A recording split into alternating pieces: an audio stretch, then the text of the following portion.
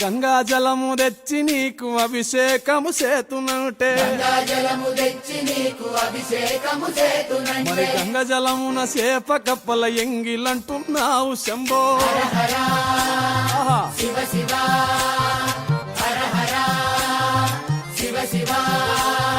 ఆవు పాలు తెచ్చి నీకు అర్పితము చేతునంటే ఆవు పాలన లేక దూడల ఎంగిలంటున్నావు శంభో ఓహో గట్టిగా అది నారికేలము తెచ్చి నీకు నైవేద్యము చేతునంటే